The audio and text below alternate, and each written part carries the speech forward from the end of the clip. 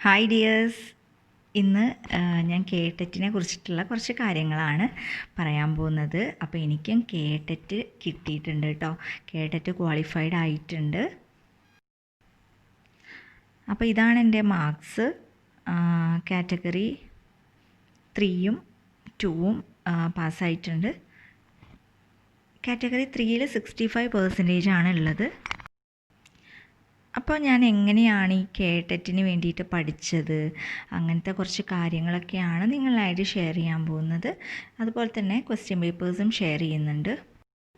അപ്പോൾ ഇത് category 2ൻ്റെ part 1 ആയിട്ടുള്ള ക്വസ്റ്റ്യൻ പേപ്പറാണ് കേട്ടോ ഞാനിപ്പോൾ ഷെയർ ചെയ്യുന്നത്. അതിൽ ഫസ്റ്റ് 30 ക്വസ്റ്റ്യൻസ് ആണ് നമ്മൾ ഇന്ന് ഡിസ്കസ് ചെയ്യാൻ പോകുന്നത്. ഫസ്റ്റ് ക്വസ്റ്റ്യൻ: താഴെ പറയുന്നവയിൽ BF സ്കിന്നറിൻ്റെ സംഭാവന അല്ലാത്തത് ഏത്? ഒന്നാമത്തെ പ്രവർത്തന അനുബന്ധനം, പ്രബലനത്തിൻ്റെ ഷെഡ്യൂളുകൾ, പ്രോഗ്രാംഡ് പഠനം, ഉൾക്കാഴ്ചാ പഠനം.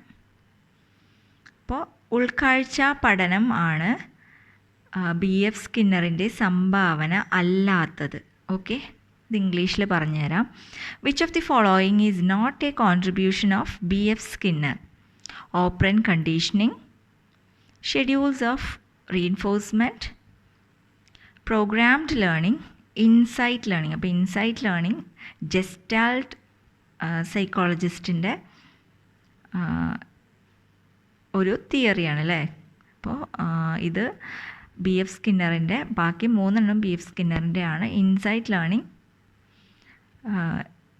BF സ്കിന്നറിൻ്റെ തിയറി അല്ല. ഓക്കെ, നെക്സ്റ്റ് ക്വസ്റ്റ്യൻ: താഴെ പറയുന്ന പ്രസ്താവനകളിൽ ഏതാണ് സ്കിന്നറുടെ പിൻഗാമികൾ അനുകരിക്കാൻ സാധ്യത? സമഗ്രത അതിൻ്റെ ഘടകങ്ങളെക്കാൾ മഹത്തരമാണ്.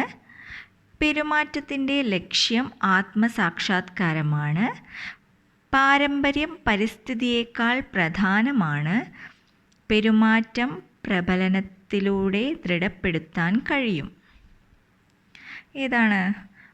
പെരുമാറ്റം പ്രബലനത്തിലൂടെ ദൃഢപ്പെടുത്താൻ കഴിയും എന്നുള്ളതാണ് answer. Okay, which of the following is a statement which Skinner's followers would agree? Answer options നമുക്ക് നോക്കാം. The whole is greater than sum of its parts. The goal of behavior is self-actualization. Nature is more important than nurture. Behavior can be strengthened through reinforcement. അടുത്ത question: താഴെ പറയുന്നവയിൽ ഏതാണ് പ്രതികരണ നിരക്ക് വർദ്ധിപ്പിക്കുന്നത്? ഒന്ന് ധനാത്മക പ്രബലനം, സെക്കൻഡ് വൺ ഋണാത്മക പ്രബലനം. ഓപ്ഷൻ സി എയും ബിയും. 4 ശിക്ഷ. ഏതാണ്? ധനാത്മക പ്രബലനം, അതുപോലെ തന്നെ ഋണാത്മക പ്രബലനം അല്ലേ. Which of the following increases the rate of responding? Positive reinforcement and negative reinforcement. Punishment ഒരിക്കലും റേറ്റ് ഓഫ് റെസ്പോണ്ടിങ് കൂട്ടില്ല അല്ലേ, ഇൻക്രീസ് ചെയ്യില്ല. അപ്പോൾ ബാക്കി 2 എണ്ണമാണ്. അതായത് ഓപ്ഷൻ സി ആണ് ആൻസർ. അടുത്ത ക്വസ്റ്റ്യൻ: പെൺകുട്ടികൾക്ക് ഈ ജോലി ചെയ്യാൻ പറ്റില്ല. ഒരധ്യാപകൻ പറഞ്ഞ ഈ പ്രസ്താവന സൂചിപ്പിക്കുന്നത് എന്താണ്? ലിംഗബോധം, ലിംഗവിവേചനം, ലിംഗമുൻവിധി, ലിംഗസമത്വം. ഏതാണ്? ലിംഗ മുൻവിധി. അതായത് girls could not do this job. This statement made by a male teacher indicates gender sensitivity അല്ല, ജെൻഡർ ഡിസ്ക്രിമിനേഷൻ അല്ല, ജെൻഡർ പ്രെജുഡിസ് ആണ് ആൻസർ. ഓക്കെ, അടുത്ത ക്വസ്റ്റ്യൻ: സർഗാത്മകതയ്ക്ക് അനിവാര്യമായ ഘടകം ഏത്? സ്വാതന്ത്ര്യം, അനുരൂപത, സംവ്രജ ചിന്തനം, ആശ്രയത്വം. ഏതാണ്? സ്വാതന്ത്ര്യം വേണം അല്ലേ, സ്വാതന്ത്ര്യമാണ് ഉത്തരം. അടുത്ത ചോദ്യം: which of the following factor is essential for creativity? Freedom, കൺഫോർമിറ്റി, convergent thinking, dependency. ഏതാണ് ആൻസർ? ഫ്രീഡമാണ് ആൻസർ. അടുത്ത ചോദ്യം, ഒരു കുട്ടിയുടെ പഠന നേട്ടത്തിൻ്റെ നിർണായക ഘട്ടം ഏതാണ്? താൽപ്പര്യം, ബുദ്ധി, പ്രതീക്ഷാ നിലവാരം, അഭിപ്രേരണ. ഏതാണ്? ബുദ്ധിയാണല്ലേ ഒരു കുട്ടിയുടെ പഠന നേട്ടത്തിൻ്റെ നിർണായക ഘട്ടം. The most determining factor in the academic achievement of a child is interest അല്ല, ഇൻ്റലിജൻസ് ആണല്ലേ. Okay, next question. വിലയിരുത്തലിൽ മാർക്കിംഗ് സ്കീം ഉറപ്പ് വരുത്തുന്നത്? സമഗ്രത, തിരിച്ചറിയാനുള്ള ശക്തി, വ്യക്തി നിഷ്ഠത, വസ്തുനിഷ്ഠത. ഏതാണ്? വസ്തുനിഷ്ഠതയാണല്ലേ. Marking scheme in evaluation ensures comprehensiveness, discrimination power, subjectivity and objectivity. അപ്പോൾ ആൻസർ ഏതാണ്? ഒബ്ജക്റ്റിവിറ്റിയാണ്. Next question. ഒരു കൗമാരക്കാരൻ്റെ സാമൂഹ്യ വികാസത്തെ കൂടുതൽ സ്വാധീനിക്കാൻ സാധ്യതയുള്ള ഘടകം ഏതാണ്? അധ്യാപകൻ, സമപ്രായക്കാർ, രക്ഷിതാക്കൾ, മാധ്യമങ്ങൾ. അപ്പോൾ കൗമാരക്കാരൻ്റെ നമ്മൾ പഠിച്ചിട്ടുണ്ട് എന്താണ്? സമപ്രായക്കാരാണല്ലേ കൂടുതലായിട്ടും സ്വാധീനിക്കുക. അപ്പോൾ സമപ്രായക്കാരാണ് answer. Most influential factor in the social development of an adolescent. ഏതാണ്? പിയേഴ്സ്. ഓക്കെ, പിയേഴ്സ് എന്ന് പറഞ്ഞാൽ സമപ്രായക്കാർ. Next question. ഡാനിയൽ ഗോൾമാൻ്റെ സിദ്ധാന്തം അടിസ്ഥാനപരമായി ബന്ധപ്പെട്ടിരിക്കുന്നത് വൈകാരിക വികാസവുമായി, വൈകാരിക പ്രശ്നങ്ങളുമായി, വൈകാരിക ക്ഷമതയുമായി, ബൗദ്ധിക വികാസവുമായി. ആൻസർ ഏതാ വരിക? വൈകാരിക ക്ഷമതയുമായി. Daniel Goleman theory is basically related to emotional competence. Okay, അപ്പോൾ ഇതെൻ്റെ തെറ്റിയിട്ടുണ്ട്, അതാകെ കൂടി കൺഫ്യൂഷനായിപ്പോയി. ഓക്കെ, ഇമോഷണൽ ഡെവലപ്മെൻറ്റ് എന്നാണ് ഞാൻ എഴുതിയത്, അപ്പോൾ അത് തെറ്റിപ്പോയി. Next question. വിദ്യാർത്ഥിയുടെ സൃഷ്ടികളുടെ ശേഖരത്തെ വിലയിരുത്താൻ ഉതകുന്ന മൂല്യനിർണയ ഉപാധി ഏതാണ്? Portfolio, rubric, test, rating scale. Portfolio ആണ് ഉദാഹരണം. ഓക്കെ, അതായത് മൂല്യനിർണയ ഉപാധി ഏതാണ്? Portfolio. An evaluation tool used to document students' learning through series of student-developed artifacts is portfolio. Next question. താഴെ പറയുന്നവയിൽ ജ്ഞാനനിർമ്മിതിവാദവുമായി ബന്ധമില്ലാത്ത പ്രസ്താവന ഏത്? പഠനം ഒരു ചോദക പ്രതികരണ ബന്ധമാണ്. രണ്ടാമത്തെ, പഠനം ഒരു സക്രിയ പ്രവർത്തനമാണ്. പഠനത്തിന് മുന്നനുഭവം ആവശ്യമാണ്. ആന്തരികാഭിപ്രേരണ പഠനത്തിന് അനിവാര്യമാണ്. ഉത്തരം ഏതാണ്? പഠനം ഒരു ചോദക പ്രതികരണ ബന്ധമാണ് എന്നുള്ളതാണ് ഉത്തരം. അതിന് English, which of the following statement is not related to constructivism. Constructivism അല്ലാത്തത്, റിലേറ്റ് ചെയ്യാത്തത് ഏതാണ്? SR കണക്ഷൻ അല്ലേ. SR കണക്ഷൻ എന്ന് പറഞ്ഞാൽ എന്താ? Stimulus response connection. ഓക്കെ, ബാക്കി എല്ലാതും കൺസ്ട്രക്റ്റിവിസം ആണ് റിലേറ്റ് ചെയ്യുന്നത്. Okay, next question. താഴെ പറയുന്നവയിൽ ഏതാണ് ഒരു ബുദ്ധി പരീക്ഷയ്ക്ക് ഉദാഹരണം? Stanford Binet test, Rorschach inkblot test, thematic perception test, differential aptitude test. ഏതാണ്? Stanford Binet test. Which of the following is an example for intelligence test? Stanford Binet test. എല്ലാതും ഈ ഒരു ഇൻ്റലിജൻസ് ടെസ്റ്റിൻ്റെ എല്ലാ എക്സാമ്പിൾസും നമ്മൾ ക്ലിയർ ആയിട്ട് പഠിച്ചിരിക്കണം. കാരണം ഞാൻ എഴുതിയിട്ടുണ്ടായിരുന്നത് തിമാറ്റിക് പെർസെപ്ഷൻ ടെസ്റ്റ് ആണെന്നാണ് എൻ്റെ സംശയം. കാരണം ആകെ കൂടി കൺഫ്യൂഷൻ ആവും നമുക്ക്. അപ്പോൾ എല്ലാം ക്ലിയർ ആയിട്ട് വേണം നമ്മൾ പഠിക്കാനായിട്ട്. അപ്പോൾ ഇതിനെക്കുറിച്ചിട്ടൊക്കെ ഞാൻ ഓരോ ടോപ്പിക്സ് ഇടാട്ടോ. അപ്പോൾ നിങ്ങൾക്ക് ക്ലിയർ ആയിട്ടത് മനസ്സിൽ നിൽക്കും. അടുത്ത ക്വസ്റ്റ്യൻ, ആൽബർട്ട് ബന്ദുര നിർദ്ദേശിച്ച സിദ്ധാന്തം ഏതാണ്? പ്രവർത്തന അനുബന്ധനം, പൗരാണിക അനുബന്ധനം, നിരീക്ഷണ പഠനം, ജ്ഞാതൃ വികാസം. ഏതാണ്?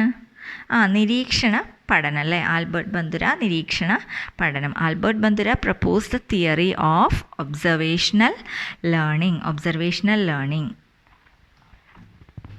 നെക്സ്റ്റ് വൺ, താഴെ പറയുന്ന ആശയങ്ങളിൽ ഒന്നൊഴികെ ബാക്കിയെല്ലാം പിയാഷെയുടെ വൈജ്ഞാനിക വികാസവുമായി ബന്ധപ്പെട്ടവയാണ്. ഏതാണ് ഇതിൽ ഒറ്റപ്പെട്ടിട്ടുള്ളത്? സംസ്ഥാപനം, സ്വാംശീകരണം, കൈത്താങ് നൽകൽ, സ്കീമ. ഏതാണ്? സ്കഫോൾഡിങ് അല്ലെങ്കിൽ കൈത്താങ് നൽകലാണ് ഇതിൽ നിന്നും ഒറ്റപ്പെട്ടിട്ടുള്ളത് അല്ലേ. ബാക്കിയെല്ലാം പിയാഷെയുടെ വൈജ്ഞാനിക വികാസവുമായി ബന്ധപ്പെട്ടിട്ടുള്ളതാണ്. The following concepts are related to Piaget's theory of cognitive development except one. Find the odd one. ഏതാണ്? സ്കെഫോൾഡിങ്. ബാക്കി അക്കോമഡേഷനും അസിമിലേഷനും സ്കീമയും എല്ലാം എന്താണ്? പിയാഷെറ്റ്സ് തിയറി ഓഫ് കൊഗ്നിറ്റീവ് ഡെവലപ്മെൻ്റ് ആണ്. ഓക്കെ.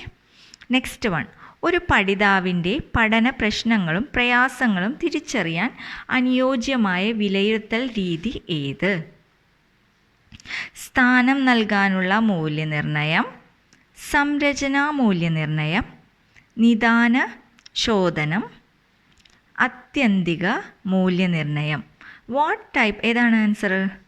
നിദാന ശോധനം അല്ലേ. തൻ്റെ പ്രയാസങ്ങളും പഠന പ്രയാസങ്ങളൊക്കെ നമ്മൾ ഈ ഒരു വിലയിരുത്തൽ ഉപയോഗിച്ചിട്ടാണ് നമ്മൾ കണ്ടുപിടിക്കുക അല്ലേ. What type of evaluation identifies learning deficiencies and difficulties of learners? Placement evaluation, formative evaluation, diagnostic evaluation and summative evaluation. അപ്പോൾ ഏതാണ്? ഡയഗ്നോസ്റ്റിക് ഇവാലുവേഷനിലൂടെയാണ് നമ്മൾ ലേണിംഗ് ഡെഫിഷ്യൻസീസും ഡിഫിക്കൽട്ടീസൊക്കെ കണ്ടുപിടിക്കുക അല്ലേ. അടുത്തത്, താഴെ പറയുന്നവയിൽ സർഗപരതയുള്ള കുട്ടിയുടെ പ്രത്യേകത അല്ലാത്തത് ഏത്? ആശയങ്ങളിലും പ്രകടനങ്ങളിലുമുള്ള തനിമ, പ്രശ്നങ്ങളോടുള്ള ഉയർന്ന സംവേദനക്ഷമത, ചിന്തയിലും പ്രകടനങ്ങളിലുമുള്ള ദൃഢത, ഔത്സുകവും അന്വേഷണ ത്വരയും. ഏതാണ്? ചിന്തയിലും പ്രകടനത്തിലുമുള്ള ദൃഢതയാണ് ഉത്തരം. അതായത് which of the following is not a characteristics of creative child? Creative ചൈൽഡിൻ്റെ ഒരു ക്യാരക്ടറിസ്റ്റിക്സ് അല്ലാത്തത് ഏതാണ്? Originality of ideas and expression, high degree of sensitivity to problems, rigidity in thought and expression, curious and investigative. ഏതാണ്? rigidity in thought and expression. Next question, 1995 വൈകല്യമുള്ള വ്യക്തികളെ സംബന്ധിച്ച act PWD act പകരം വയ്ക്കപ്പെട്ടത് ഏതാണ്? PWD act 2016. Okay. The persons with disability act 1995 was replaced by PWD act of 2013. Okay. അടുത്ത ചോദ്യം, ഒരു അധ്യാപിക തൻ്റെ സഹപ്രവർത്തകരോടുള്ള ദേഷ്യം കുട്ടികളോട് പ്രകടിപ്പിക്കുന്നു. ഈ ഉദാഹരണം സൂചിപ്പിക്കുന്നത് എന്ത്? പ്രതിപ്രവർത്തന രൂപീകരണം, പ്രക്ഷേപണം, അനുപൂരണം, ആദേശനം. ഏതാണ്? ആദേശനം ആണ് ഉത്തരം. Okay. A teacher reflects her anger from her colleagues to students. It's an example of displacement. Okay, അപ്പോൾ ഈ ബാക്കിയുള്ള പ്രൊജക്ഷനും കോമ്പൻസേഷനും എല്ലാത്തിനെയും കുറിച്ച് നമുക്കൊരു ധാരണ വേണം. എങ്കിലേ ആണ് ഇതുപോലെ എക്സാമ്പിൾ വരുമ്പോൾ നമുക്ക് എഴുതാൻ, അതായത് ആൻസർ ശരിയാണോ തെറ്റാണോ എന്നുള്ളത് നമുക്ക് കറക്റ്റായിട്ട് കണ്ടുപിടിക്കാൻ പറ്റുള്ളൂ. ഓക്കെ, തെറ്റായ ജോഡി തിരഞ്ഞെടുക്കുക. ഒന്നാമത്തെ ധാർമ്മിക വികാസം സംബന്ധിച്ച സിദ്ധാന്തം കൊണ്ടുവന്നത് കോൾബർഗ് തന്നെയാണ്. ഓക്കെ, വൈജ്ഞാനിക വികാസ സിദ്ധാന്തം ജീൻ പിയാഷെയാണ്. അഭിപ്രേരണ സിദ്ധാന്തം അബ്രഹാം മാസ്ലോ. പഠനശ്രേണി സിദ്ധാന്തം ആരാണ് കണ്ടുപിടിച്ചത്? ഗാഗ്നെ അല്ലേ, ഗാഗ്നെ. ഓക്കെ, അപ്പോൾ അതാണ് തെറ്റായിട്ടുള്ളത്. ഓക്കെ, അടുത്തത് theory of moral development Kohlberg. Theory of cognitive development Jean പിയാഷെ. Theory of motivation Abraham Maslow. Theory of hierarchy of learning J S. Bruner. അപ്പോൾ ജെ.എസ്. ബ്രൂണർ അല്ല, ഗാഗ്നേസ് ഹയറാർക്കി ഓഫ് ലേണിംഗ് ആണ് answer. Okay, next question, താഴെ പറയുന്നവയിൽ ശരിയായ പ്രസ്താവന ഏത്? പരിപക്വനം പഠനത്തിന് മുൻ ഉപാധിയാണ്. പഠനം പരിപക്വനത്തിന് മുൻ ഉപാധിയാണ്. പരിപക്വനം ഒരു ആർജിത പെരുമാറ്റമാണ്. പഠനവും പരിപക്വനവും പരസ്പര വിരുദ്ധമാണ്. ഏതാണ് ആൻസർ? പരിപക്വനം പഠനത്തിന് മുൻ ഉപാധിയാണ് അല്ലേ. അപ്പോൾ ഇംഗ്ലീഷിൽ നോക്കാം. Which of the following is A correct statement? Maturation is A pre conditioning for learning ആണ് ആൻസർ. ഓക്കെ, നെക്സ്റ്റ് ക്വസ്റ്റ്യൻ, ശേഖരിക്കപ്പെട്ട ആശയങ്ങൾ ഓർമ്മയിൽ കുറച്ചു കാലത്തേക്ക് നിലനിർത്തുന്ന പ്രക്രിയയ്ക്ക് പറയുന്ന പേരെന്താണ്? സംഭരണം അല്ലേ, സംഭരണമാണ് അതിൻ്റെ ഉത്തരം. The process of maintaining encoded information in memory over time is storage. Okay, next question, പഠന വൈകല്യത്തിന് കാരണമായ പ്രധാന ഘടകമേത്? പാരമ്പര്യ ഘടകം, പരിസ്ഥിതി ഘടകങ്ങൾ, ബോധന ഘടകങ്ങൾ, അഭിപ്രേരണാ ഘടകങ്ങൾ. ഏതാണ് ഉത്തരം?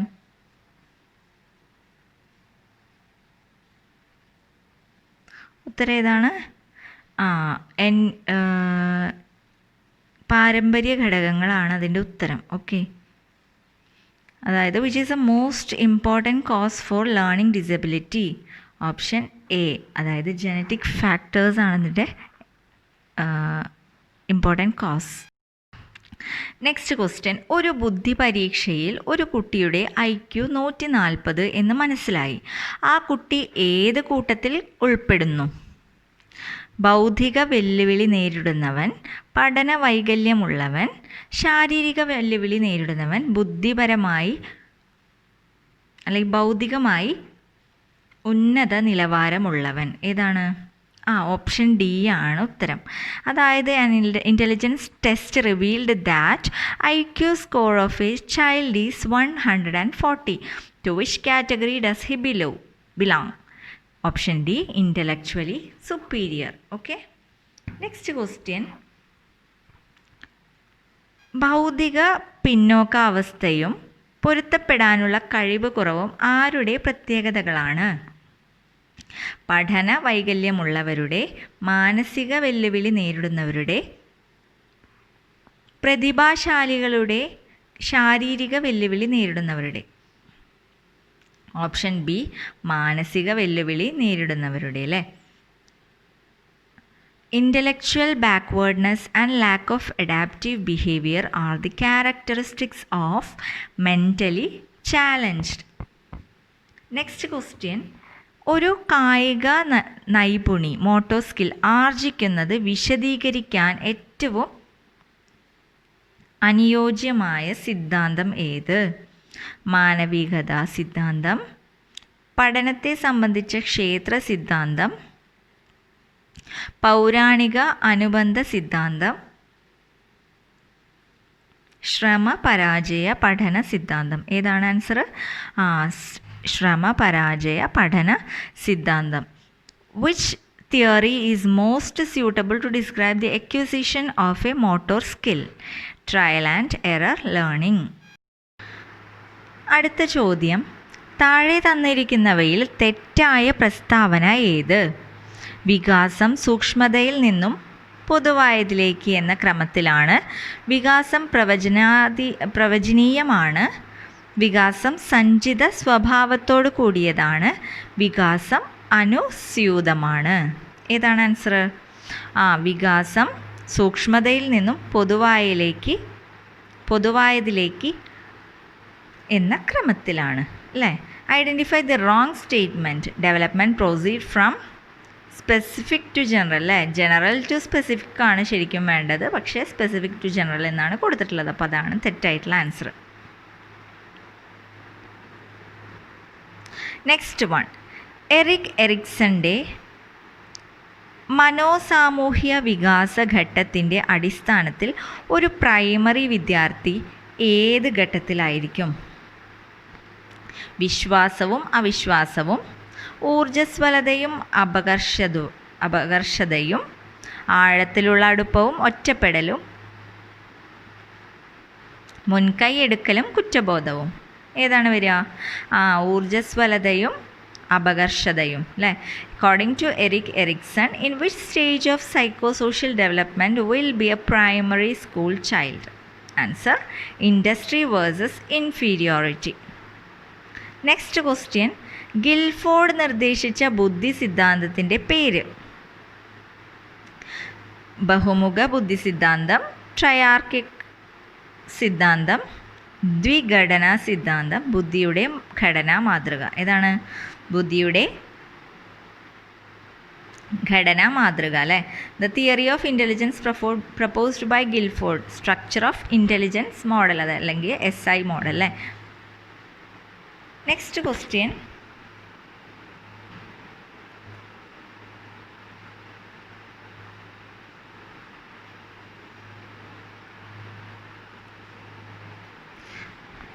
വിമർശനാത്മക ചിന്താ നൈപുണികൾ ഏതൊക്കെയാണ്? നിർണ്ണയിക്കാൻ പറ്റാത്ത അമൂർത്ത കഴിവുകളാണ്. പ്രത്യേക ബോധനം നടത്താത്ത അനൈച്ഛികമായി വികസിക്കുന്നതാണ്. ഉള്ളടക്കം പഠിപ്പിക്കുന്നതിലൂടെ അനൈച്ഛികമായി വികസിക്കുന്നതാണ്. ബോധപൂർവം പഠിപ്പിക്കേണ്ടതുണ്ട്, കാരണം ഉള്ളടക്കം പഠിപ്പിക്കുന്നതിലൂടെ അവ പൊതുവെ വികസിക്കുകയില്ല. ഏതാണ് ആൻസർ? ഓപ്ഷൻ ഡി ആണല്ലേ. Critical thinking skills are abstract abilities അല്ല. Usually develop spontaneously without any instruction അല്ല. Usually develop spontaneously through content instruction അല്ല. Need to be taught deliberately because they often do not develop by themselves with content instruction അല്ലേ? അപ്പോൾ അതാണ് answer. അപ്പോൾ 30ാമത്തെ last question, ഒരു തത്വത്തെ സംബന്ധിച്ച കുറേ ഉദാഹരണങ്ങൾ നൽകിയ ശേഷം അധ്യാപിക കുട്ടികളോട് ഒരു നിഗമനത്തിൽ എത്താൻ ആവശ്യപ്പെടുന്നു. ഈ സമീപനത്തിന് പറയാവുന്നത് ഏതാണ്? ആഗമന രീതി.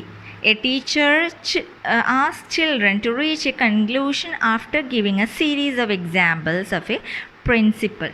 This approach can be termed as inductive approach. Okay? അപ്പോൾ ഇതാണ് ക്വസ്റ്റ്യൻ പേപ്പർ. അപ്പോൾ ഇതിലത്തെ ഈ ഒരു ക്വസ്റ്റ്യൻ പേപ്പറിൻ്റെ 30 ക്വസ്റ്റ്യൻസാണ് ഈ ഒരു സൈക്കോളജി പാർട്ടിൽ നിന്ന് വരുന്നത്. അപ്പോൾ ഇത് കണ്ടാൽ തന്നെ അറിയാം നിങ്ങൾക്ക് ഏതൊക്കെ ലെവലിലൂടെ നിങ്ങൾക്ക് പഠിക്കണം എന്നുള്ളത് അല്ലേ. ഇനി നമ്മൾ ഇതിൻ്റെ ബാക്കി അടുത്ത ക്ലാസ്സിൽ ഇടുന്നതാണ്. ഓക്കെ, അപ്പോൾ ഇനി അടുത്ത ക്ലാസ്സിൽ കാണാം. നിങ്ങൾക്ക് വീഡിയോ യൂസ്ഫുൾ ആയിട്ടുണ്ടെങ്കിൽ ലൈക്ക് ചെയ്യാനും ഷെയർ ചെയ്യാനും സബ്സ്ക്രൈബ് ചെയ്യാനും മറക്കരുത്. നിങ്ങളുടെ കമൻസൊക്കെ അറിയിക്കണം കേട്ടോ. ഇതുപോലെ ഞാൻ മുന്നേ ഇംഗ്ലീഷായിരുന്നു ചെയ്തിട്ടുണ്ടായിരുന്നത്, ഇംഗ്ലീഷിലായിരുന്നു ഫുൾ ക്വസ്റ്റ്യൻസ് പറഞ്ഞിട്ടുണ്ടായിരുന്നു. അപ്പോൾ 1-2 പേര് എന്നോട് റിക്വസ്റ്റ് ചെയ്തിട്ടുണ്ടായിരുന്നു മലയാളത്തിലും കൂടി പറയണം എന്നുള്ളത്. അതുകൊണ്ടാണ് ഞാനിപ്പോൾ രണ്ടും പറയുന്നത് കേട്ടോ. പിന്നെ അടുത്ത ക്ലാസ്സിൽ കാണാം. Thank you.